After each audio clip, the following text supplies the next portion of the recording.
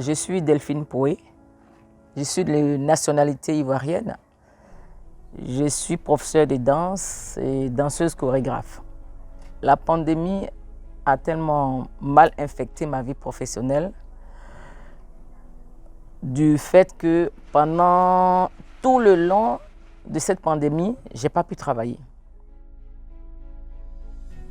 Je m'appelle Isabelle Fiedeiro, je suis portugaise. J'habite en Mauritanie depuis 2004. À Nouakchott, comme ça, les premières années, j'ai passé beaucoup de temps dans les rues à dessiner. Et en 2012, j'ai créé Zeinart. Au tout début, ce qu'on a fait, c'était la décision de fermer.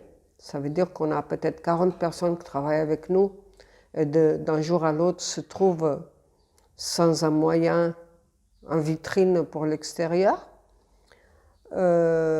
Nous-mêmes, qu'on ne savait pas si on pourrait survivre et payer toutes les dépenses jusqu'à ce que ça arrête, parce qu'on a très bien vite compris que ça c'était long. Comme ça, on a fermé la galerie presque 3 mois. Là, j'ai eu le Covid moi-même, comme ça on a fermé encore pendant 10 jours, parce qu'on pense que c'est très important d'annoncer si on est malade et de le faire public. Josepha, et je suis mariée et mère de 2 enfants, une fille et un garçon.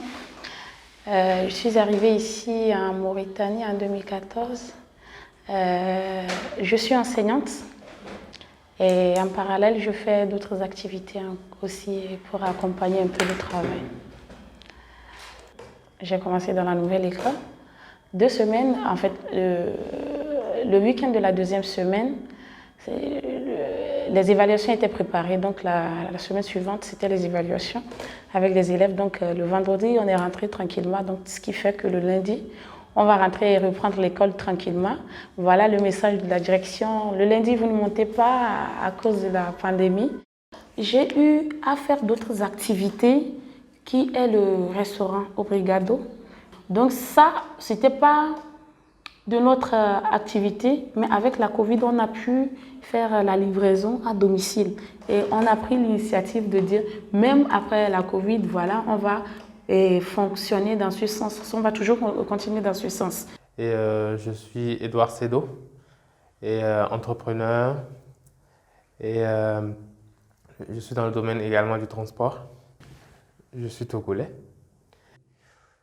D'abord, en février, j'étais à Nouadhibou avec une société que j'ai heureusement gagné un petit contrat dedans et pour aller bosser et avoir un peu d'argent. Et nous sommes arrivés à Nouadhibou en février et en mars, il y a eu confinement. Confinement en mars-avril comme ça. Donc, tout le travail, on était obligé de stopper. Et vu que je suis migrant, c'est compliqué de vivre sans travail. Donc nous avons eu un petit projet de mise en place d'une école. Et depuis juillet passé, nous étions en train de mettre en place le projet. Le projet est mis en place. My name is Azan Adeniyi. I'm from Nigeria. I'm here in Mauritania for almost 20 years. I've been here in Mauritania with my family. I'm here with my wife and 2 children. The COVID-19 affects me a lot in many ways. There is no work because they don't allow us to open shop. And I only depend on this work. I'm a barber, you understand? So during then, they don't allow us to open shop. So I'm eating from the one I gathered before. From the money I gathered before. That is where I eat. You understand? You know, to pay the house rent, the shop rent. Stephanie Fali Oriyomi, and also the Assistant Financial Secretary of the Nigerian community here in Nouakchott. I'm a cosmetic seller, and also I used to fix eyes. I used to fix nails and the eyebrow. So you know that all these things include the hands and the touching of another person's face. So they didn't like to come and sit down to do it. because they didn't want to be infected. Firstly, the first time the COVID-19 started, they locked down the market, and in fact things were not all that easy for me at all, because I'm a mother with 3 children here in Mauritania, so things were not all that easy for me. We were owing, I am still owing house rent, I'm still owing my shop rent, 2 months for it, and including my children's school fees I am owing. So in fact, it was very, very difficult task at that time. It wasn't easy at all.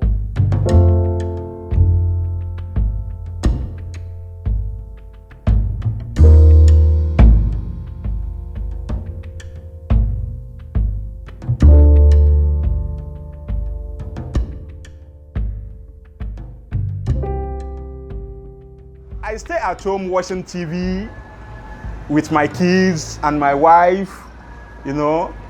We play together, we discuss, because I'm not going out. Comme créateur, on est des gens qu'on est habitués à être seuls, à être dans nos ateliers. On a besoin de cette solitude, cet isolement pour pouvoir créer aussi. Une chose que la galerie, comme de la galerie active, c'est très difficile pour moi d'avoir la discipline de trouver le moment pour aller à l'atelier.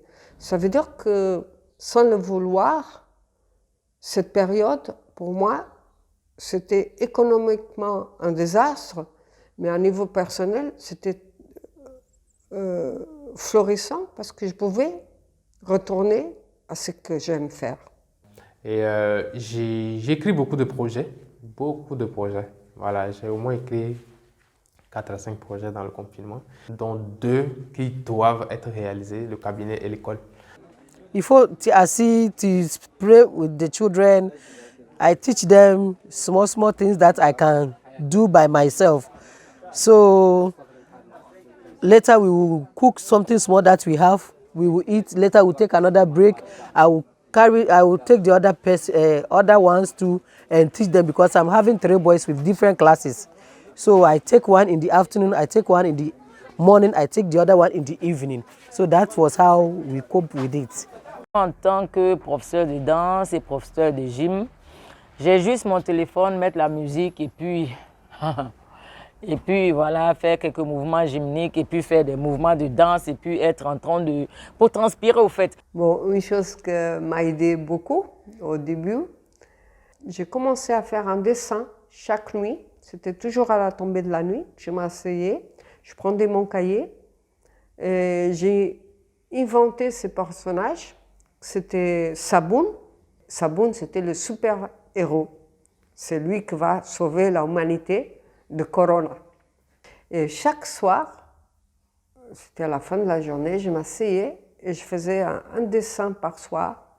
Et j'essayais d'expliquer qu'est-ce que c'était, hein, comment il bougeait, comment il passait. Ça veut dire que chaque vignette, chaque dessin avait comme une petite explication. Un peu difficile pour nous les Africains, parce que nous, en Afrique, la majeure partie des pays en Afrique, c'est pauvre. On est pauvre. Donc on ne peut pas confiner au même titre que l'Europe. Nous, en Afrique, on travaille quotidiennement et on mange quotidiennement. Il y a beaucoup qui travaillent le même jour et on leur paie le même jour.